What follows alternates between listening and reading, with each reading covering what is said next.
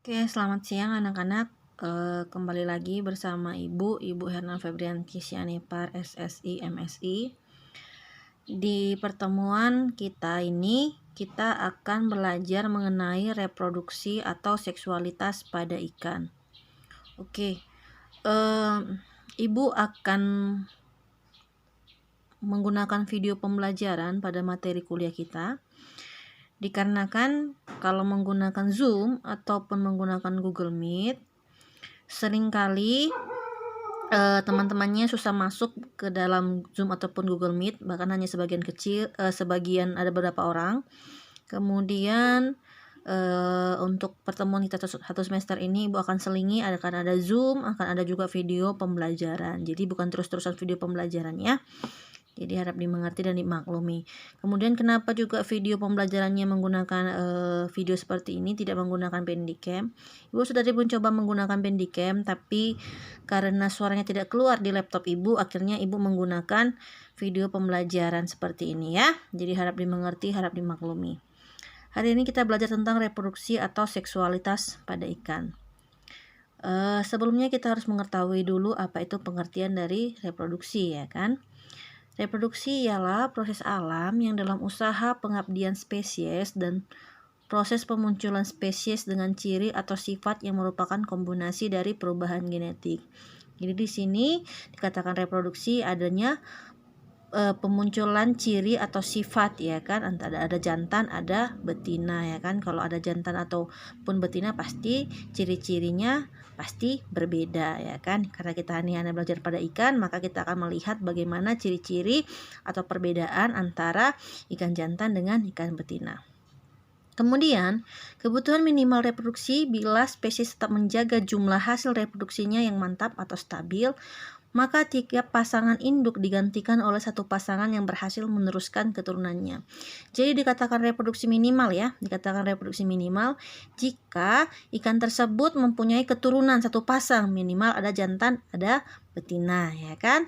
Tapi kalau kita orang Batak ya kan, dikatakan dia bagus keturunannya kalau banyak laki-lakinya ya kan, karena laki-lakinya yang meneruskan marga dalam prinsip orang Batak ya kan. Kalau dalam ikan dia dikatakan ada minimal satu pasang jantan ataupun satu betina yang bisa meneruskan induknya. Ciri-ciri seksual. Oke, di sini ciri-ciri seksual atau jenis kelaminnya pasti ada dua ya kan, ada jantan dan betina. Dikatakan dia jantan jika mempunyai organ penghasil sperma. Dikatakan dia betina jika dia mempunyai organ penghasil telur ya kan. Ciri-ciri seksualnya ada dua, ada ciri-ciri seks primer, ada juga ciri-ciri seks sekunder. Kalau dikatakan dia ciri-ciri seks primer, dia langsung berhubungan dengan proses reproduksinya. Jadi organ ini langsung berhubungan dengan organ reproduksinya. Contohnya saluran sperma atau saluran sel telur. Contohnya ini pada ikan jantan misalnya, testis. Itu pada ikan jantan ya kan, ada salurannya. Sedangkan ovarium atau saluran telur ya kan pada ikan betina. Jadi salurannya ini bisa dilihat ketika kita melakukan proses pembedahan ya kan. Seperti kemarin kita membedah ikan mas ataupun ikan lele kemarin, agak sulit ya kan membedakan salurannya. Tapi kemarin karena ikan masnya menghasilkan telur yang banyak, akhirnya kita bisa mengambil kesimpulan bahwa ikan mas itu adalah ikan betina ya kan. Jadi kalau perbedaan di organ primernya ini, seks sekundernya ini agak memang sulit dilakukan karena salurannya itu mirip-mirip ya kan antara ikan jantan sama ikan betina. Kemudian berdasarkan ciri seks sekunder ya kan. Ciri seks sekunder ini didasarkan pada tanda-tanda luar ikan. Jadi dia didasarkan pada luar ikan. Contohnya itu adalah bentuk morfologi atau sifat dimorfisme seks.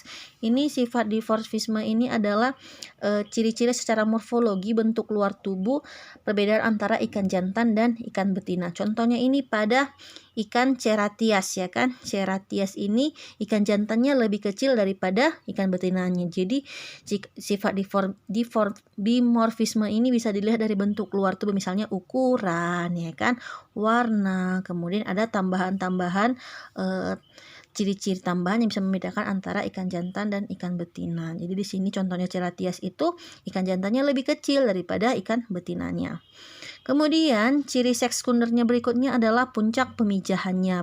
Misalnya pada ikan Nautial tubercle ya kan, dimana ikan jantannya ada benjolan pada sirip ekornya ya kan, ada benjolan pada sirip ekornya.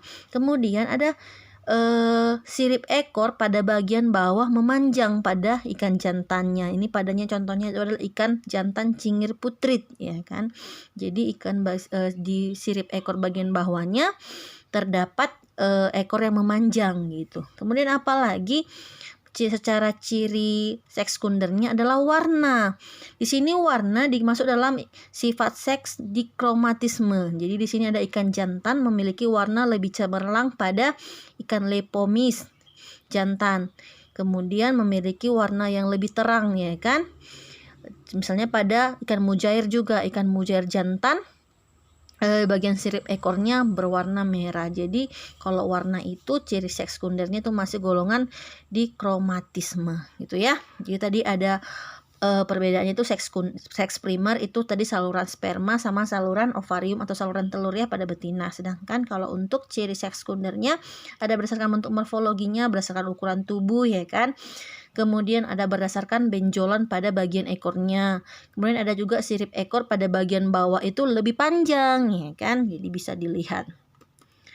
Kemudian pada seksualitas ini kalian harus mengingat konsep yang pertama itu konsep pada ikan jantan, konsep pada ikan betina, ada populasi heteroseksual dan populasi monoseksual. Dikatakan dia heteroseksual jika dia memiliki jenis kelamin yaitu lebih dari 2 ya kan. Sedangkan monoseksual itu satu sel sel kelaminnya. Contohnya ini adalah hermafroditisme. Jadi dikatakan hermafroditisme ini adalah ikan yang memiliki 2 jenis kelamin. Kenapa bisa, Bu? Ya itulah ya kan proses reproduksinya. Jadi dikatakan dia hermafroditisme ini ada macam-macam juga gitu kan. Ada hermafrodit sinkroni, kemudian ada juga hermafrodit protandri gitu kan. Dan yang terakhir ada hermafrodit protogini gitu ya. Satu-satu kita bahas dulu.